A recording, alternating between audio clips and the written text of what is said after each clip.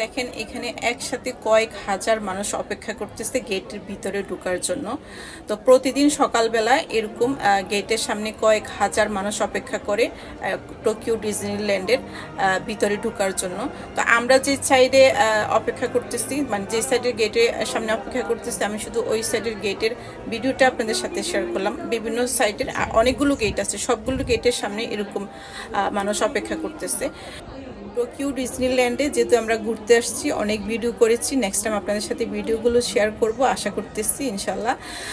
কারণ আমাদের বাংলাদেশ থেকে সবাই এসে জাপানের টোকিও ডিজনিল্যান্ড দেখার মতো সুযোগ সবার হয় না বা হবেও না।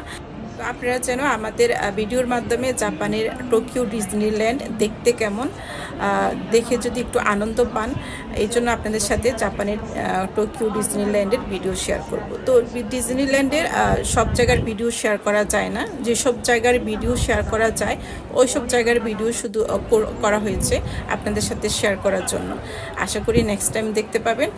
যারা আমাদের ভিডিওগুলো দেখে সবসময় এত সুন্দর সুন্দর লাইক কমেন্ট শেয়ার করেন, আপনাদের সবার কাছে আমি কৃতজ্ঞ।